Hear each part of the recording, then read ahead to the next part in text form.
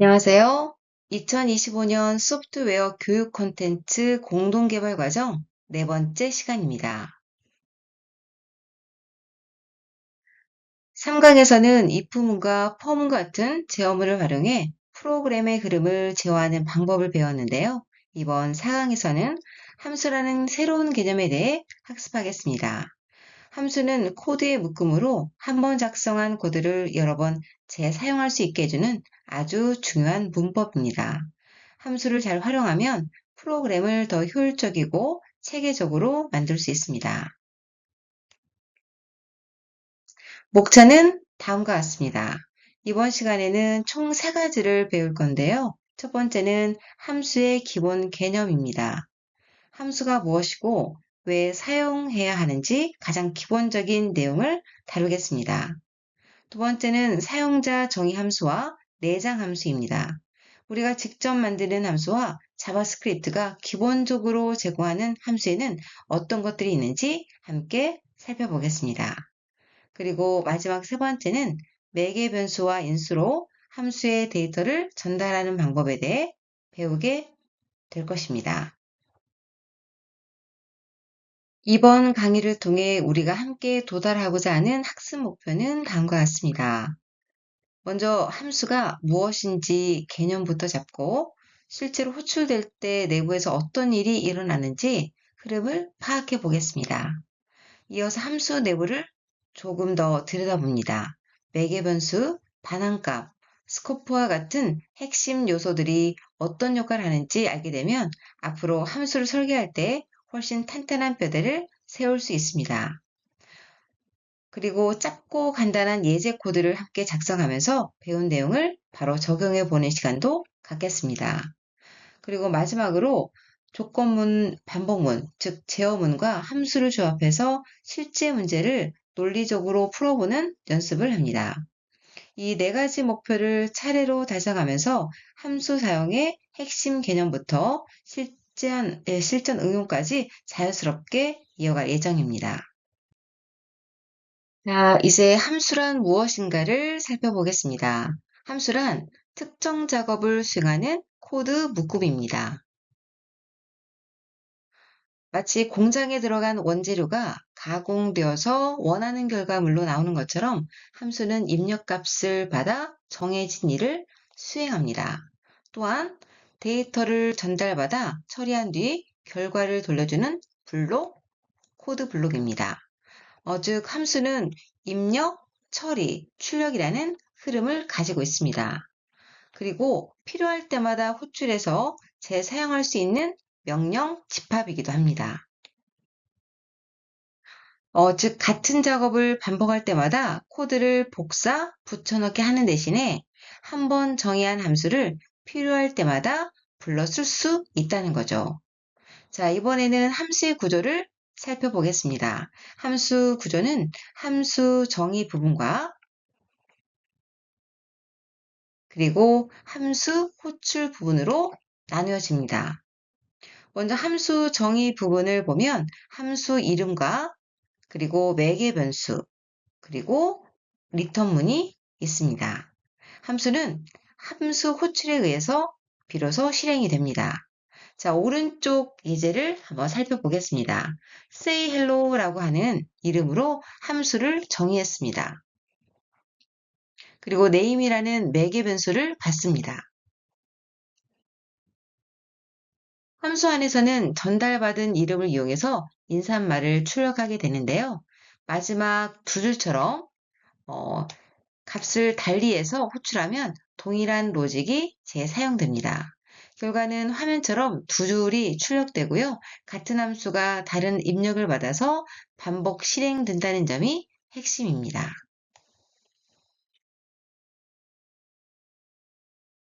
자, 이어서 함수를 쓰면 뭐가 좋은지 그리고 어떤 종류가 있는지 살펴보겠습니다. 먼저 첫 번째로 코드 재사용성이 증가합니다. 즉 이미 만든 기능을 그대로 불러 쓸 수 있으니 같은 코드를 반복해서 작성할 필요가 없습니다. 프로젝트가 커질수록 이 효과는 더욱 커지게 되는 거죠. 두 번째는요, 가독성이 증가합니다. 즉, 복잡한 로직을 한눈에 보기 쉽도록 묶어서 코드가 깔끔해집니다. 세 번째는 유지 보수가 수월해집니다. 즉, 문제가 생기면 함수 내부만 고치면 끝입니다. 함수 밖 다른 코드에서는 손대지 않아도 되기 때문에 버그 수정이나 기능 개선이 훨씬 효율적입니다. 자, 그럼 함수의 종류에 대해서 한번 살펴보도록 하겠습니다. 함수의 종류는요, 다음과 같이 사용자 정의 함수와 그리고 내장 함수가 있습니다. 팀이나 사용자 정의 함수 같은 경우는요, 말 그대로 내가 직접 만드는 함수인데요. 팀이나 프로젝트 상황에 딱 맞는 맞춤 기능을 넣을 수 있다는 장점이 있습니다. 내장 함수는 언어 자체 혹은 실행 환경 등에서 기본으로 제공하는 함수들인데요. 별도의 정의 없이 바로 쓸 수 있고 자주 쓰이는 기능, 예를 들어서 문자열 길이 구하기나 배열 정렬 등 이런 것들은 별도의 정의 없이도 빠르게 처리할 수 있습니다. 자, 화면 오른쪽 예제를 보겠습니다. 먼저 함수 정의 부분과 함수 호출 부분이 이렇게 따로 있습니다.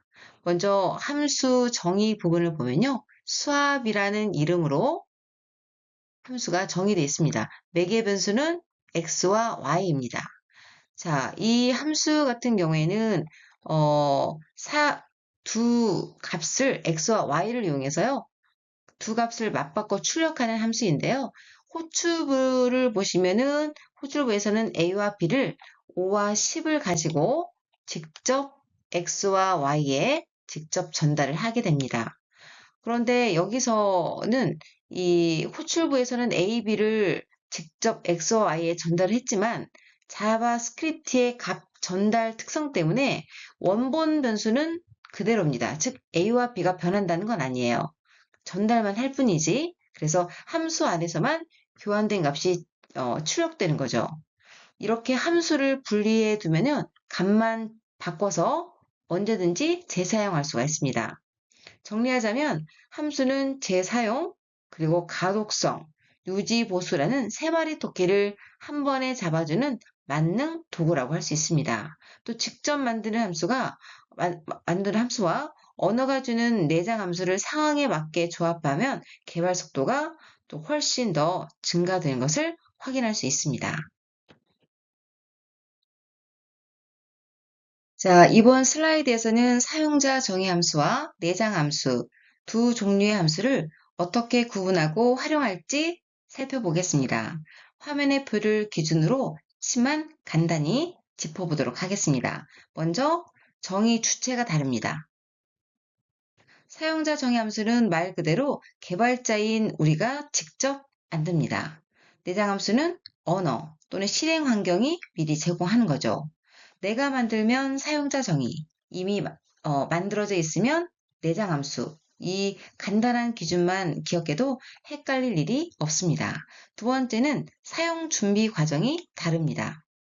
사용자 정의 함수는 먼저 정의해둬야 호출할 수가 있고요. 내장 함수는 정의 없이 바로 호출해서 쓸 수 있습니다. 즉 코드를 짜기 전에 준비가 필요한지 아니면 바로 쓸 수 있는지가 두 함수의 실질적인 차이라고 할 수 있습니다. 자, 그렇다면 내장 함수에는 어떤 것들이 있을까요?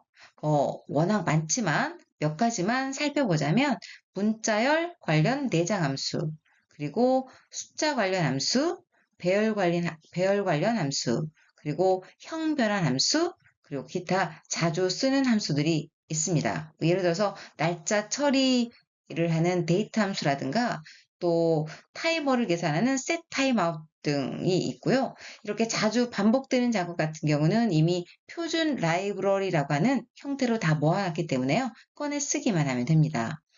여기서 실전 활용 팁을 드리자면 사실 70%는 내장 함수로 해결이 됩니다. 먼저 이 작업을 이미 해주는 함수가 있는지 검색해 보세요. 그럼 만약 내장 함수로 안 되는 특수 로직은 사용자 정의 함수로 캡슐화해서 가독성과 재사용성을 챙겨야 합니다. 이렇게 구분해 두면 기존 도구를 최대한 활용하면서도 프로젝트의 맞춤형 기능을 깔끔하게 추가할 수 있습니다. 정리하자면 내장 함수는 이미 완성된 공구 상자, 그리고 사용자 정의 함수는 내가 직접 설계한 맞춤 공구라고 생각하시면 됩니다. 두 가지를 적절히 조합해서 코드를 더 효율적이고 쉽게 만들 수 있습니다. 네, 이어서 문자열 관련 내장 함수에 대해 설명드리도록 하겠습니다. 문자열 관련 내장 함수는 문자열 데이터를 다룰 때 유용하게 사용할 수 있는 기능들인데요. 별도의 설정 없이도 바로 사용할 수 있습니다. 주요 문자열 내장 함수를 살펴보면 먼저 length 함수, 이 부분은 문자열의 길이를 반환하는데요. 이때 띄어쓰기, 즉 공백과 특수 문자도 포함이 됩니다. to uppercase 그리고 to lowercase는 모두 문자, 대문자 혹은 소문자로 변환을 하고요. 그리고 index of는 해당 문자의 위치를 반환합니다. 만약 없다면 -2를 반환합니다. 그리고 include 함수는요, 특정 문자가 처음으로 문자에 포함되어 있는지 여부를 true 혹은 false로 반환하고요. 슬라이스 함수는 start와 end를 이용해서요, 문자의 일부를 잘라냅니다. 자, 그리고 trim 함수는 문자열의 앞과 뒤에는 공백을 제거하고, 마지막으로 replace 함수는요, 문자열 A와 A를 찾아서 B로 교체합니다. 자, 오른쪽 예시 코드를 보면 str 변수를 선언하고요. 앞뒤에 공백이 있는 문자열을 할당합니다. 이 공백은 일부 메서드의 동작을 이해하는데 중요하게 사용될 수 있습니다. 자, 이 예제를 통해서 보시면 여러분이 조금 더 문자열 관련 내장 함수를 이해하실 수 있을 것입니다. 네, 이어서 숫자 관련 내장 함수에 대해 설명해 드리도록 하겠습니다. 매스 객체는 수학적인 계산을 수행하는 데 필요한 다양한 함수들을 제공하고 별도로 객체를 생성하지 않고 바로 사용할 수 있습니다.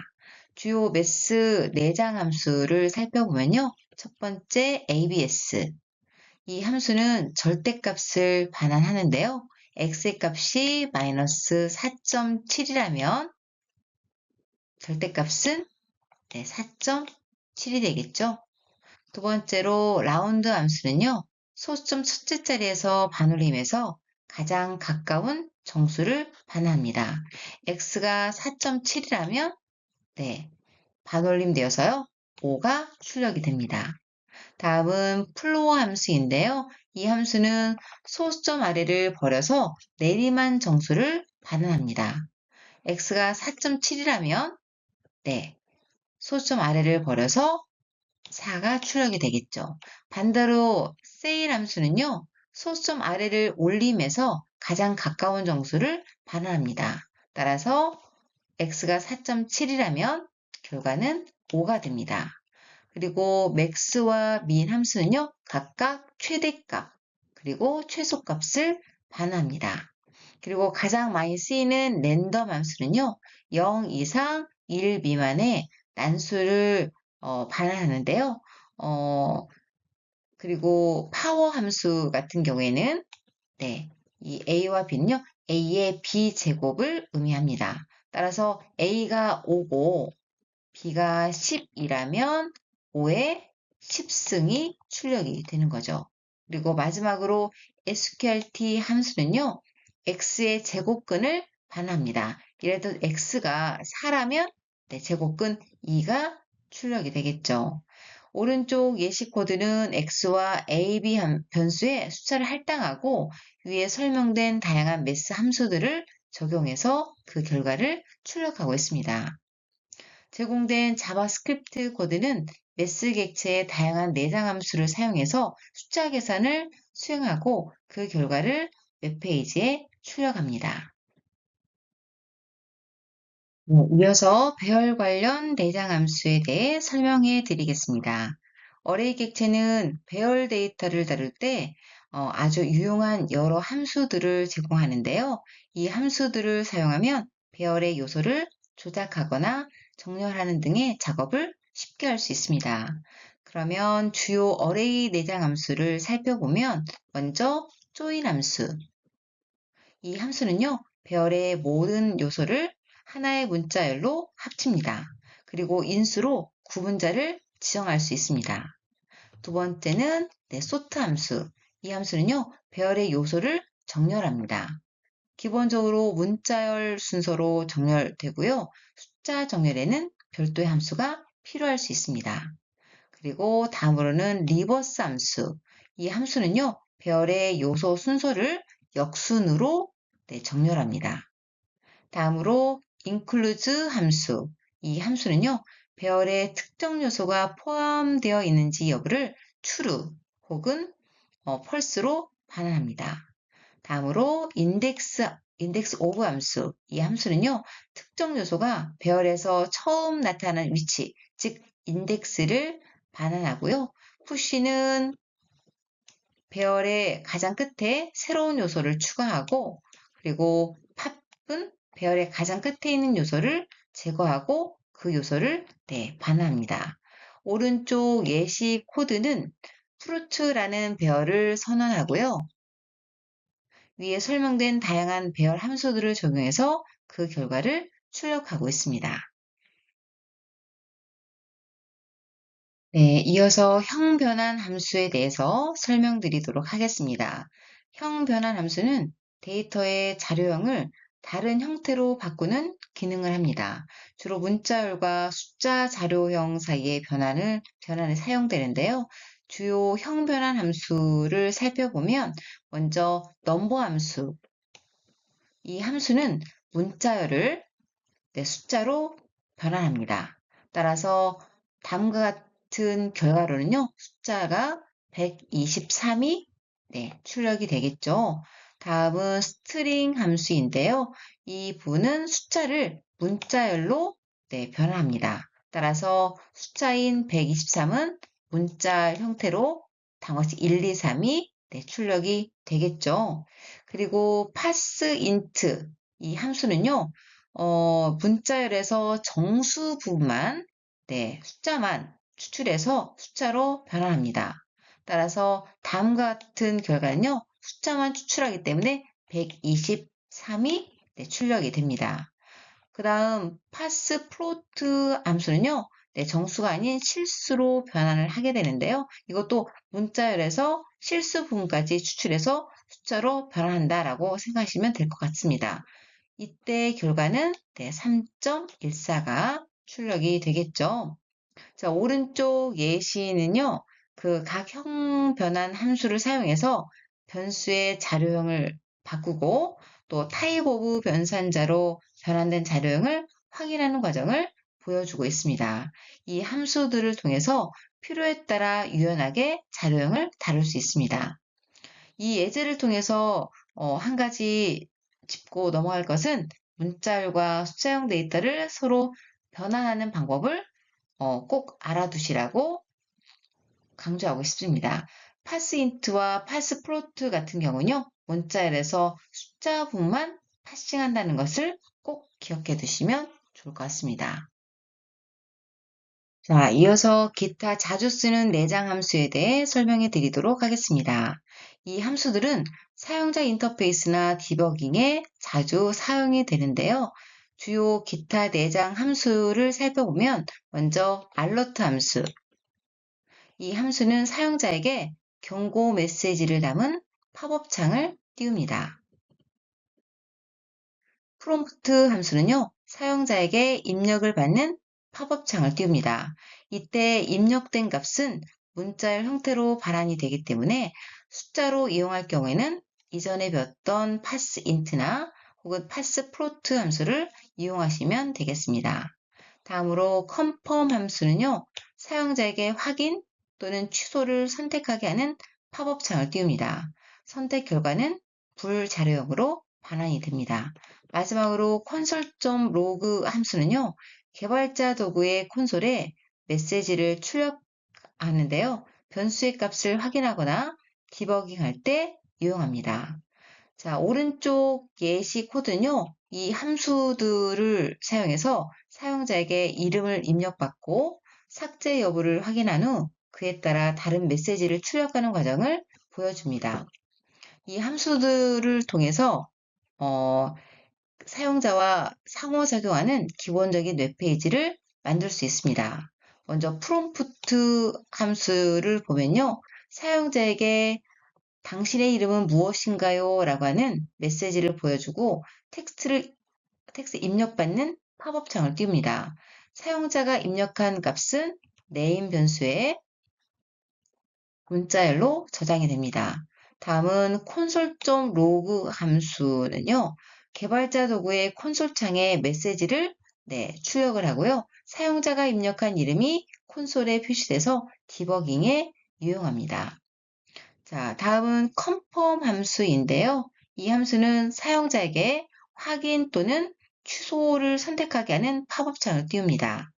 사용자가 확인을 누르면 true, 그리고 취소를 누르면 false를 반환해서 이 값은 confirm delete 변수에 저장이 됩니다.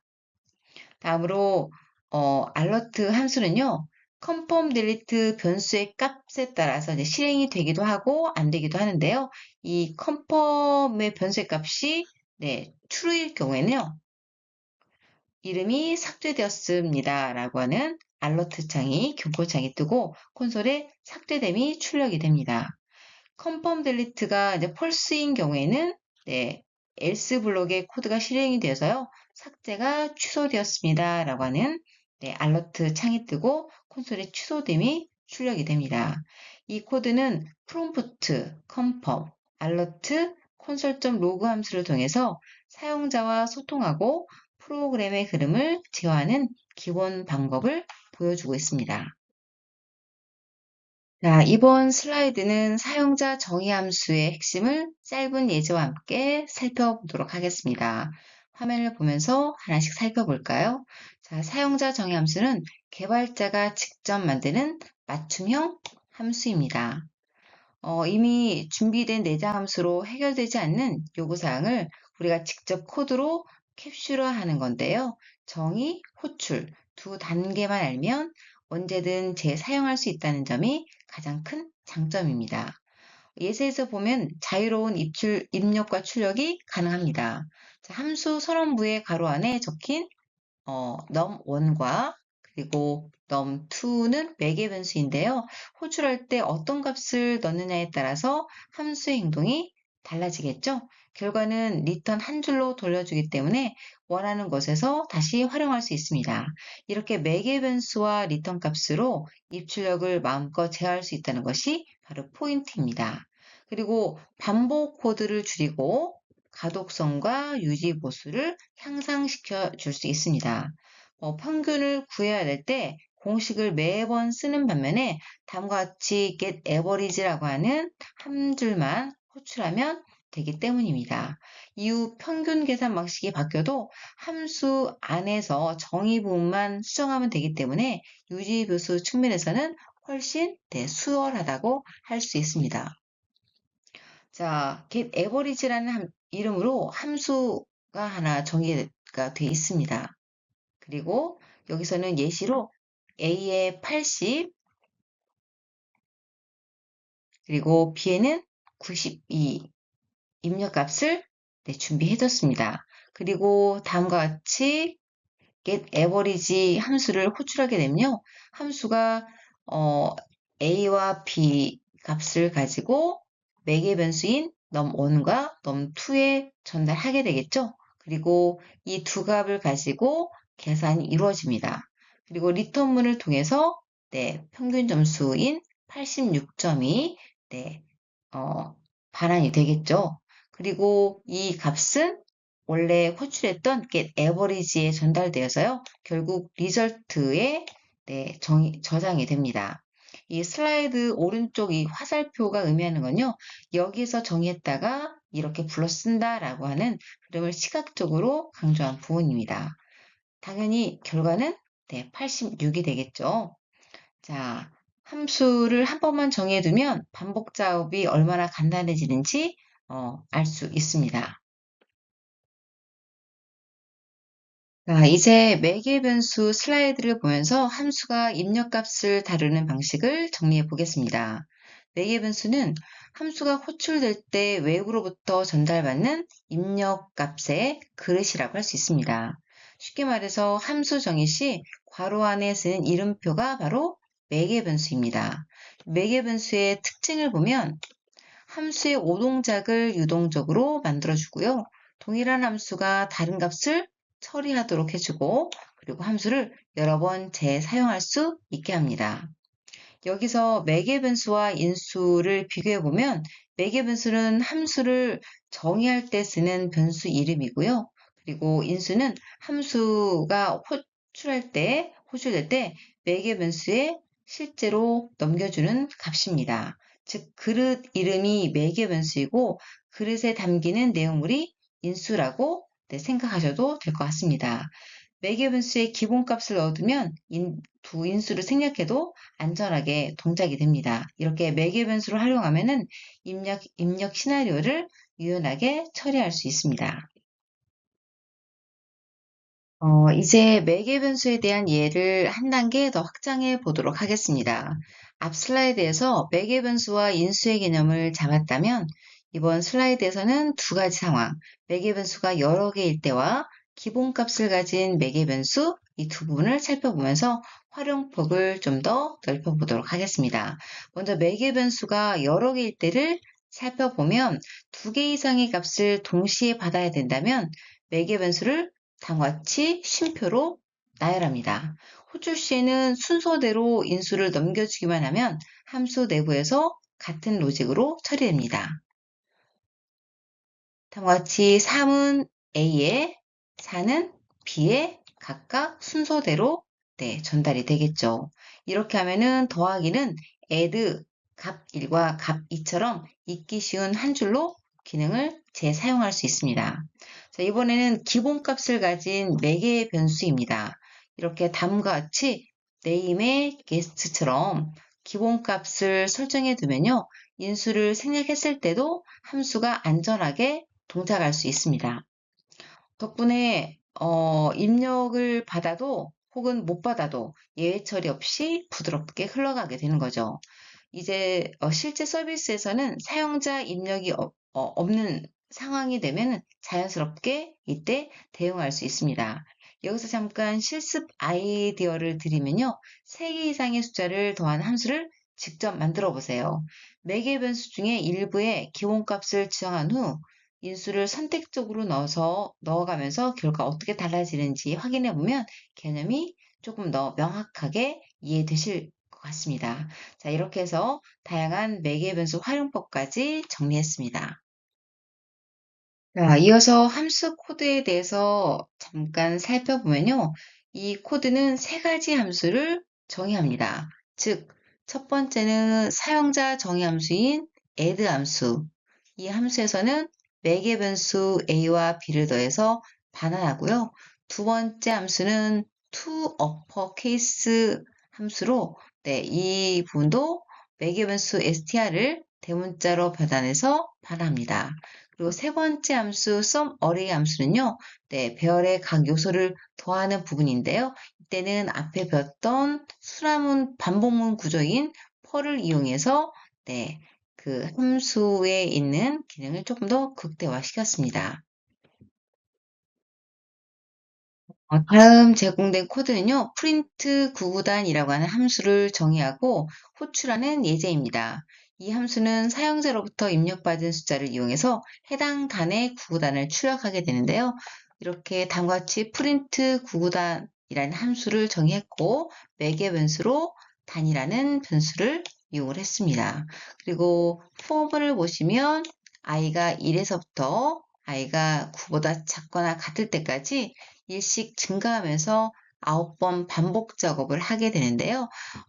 우리가 앞에서 봤던 내장 함수죠. 프론트 함수를 이용해서 출력할 구단수를 다음과 같이 입력받습니다. 이 부분은 디폴트로 제공되는 것이고요. 여기에 사용자가 원하는 구구단 수를 입력하면 되겠습니다. 근데 여기서 반드시 기억해야 될 것은 여기서 받는 이 값은 문자열로 처리되기 때문에 이렇게 input으로 저장된 값을 다시 넘버 혹은 parseInt죠. 요 함수를 이용해서요. 숫자로 변환시킬 필요가 있다라는 것입니다.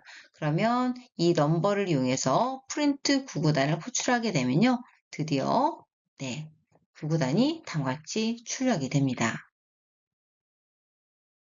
이제 오늘 배운 내용을 간결하게 정리해 보도록 하겠습니다. 함수는 정의된 작업을 수행하는 코드 묶음입니다. 즉 어떤 일을 이름으로 한 번만 부를 수 있도록 캡슐한 거죠. 두 번째, 코드의 반복 작성을 없애고 재사용을 가능하게 해줍니다. 같은 기능을 여러 곳에서 쓰고 싶다면 함수로 만들어서 호출하면 됩니다. 다음, 함수 선언부의 가로 안에 들어가는 변수를 매개 변수라고 부릅니다. 일종의 통로 역할을 하는 이름표죠. 그리고 매개 변수 덕분에 함수는 외부로부터 정보를 입력받을 수 있습니다. 호출할 때 값을 넘기면 함수 내부에서 그 값을 활용해서 작업을 수행합니다. 그리고 함수의 최종 산출물은 리턴 값이라고 하는데요. 결과를 돌려주지 않는 함수도 있지만 대부분의 함수는 어떤 형태로든 값을 내보냅니다. 리턴 값을 만들 때는 리턴 키워드를 사용하고 뒤에 돌려줄 값을 적으면 됩니다. 네, 그럼 이제 4강을 마무리하겠습니다. 이번 시간에는 자바스크립트에서 이용하는 함수에 대해서 학습했는데요. 함수의 개념부터 기본 구조, 사용자 정의 함수와 내장 함수의 차이, 그리고 매개 변수 리턴값까지 한 걸음씩 정리했습니다. 코드를 더 짧고 읽기 쉽고 유지보수하기 편하게 만드는 핵심 열쇠가 바로 함수다라고 할 수가 있습니다. 이 개념들은 앞으로 우리가 프로그래밍을 배우는 데 있어서 정말 중요한 기초가 되기 때문에요. 여러분이 꼭 기억해 두시면 좋겠습니다. 감사합니다.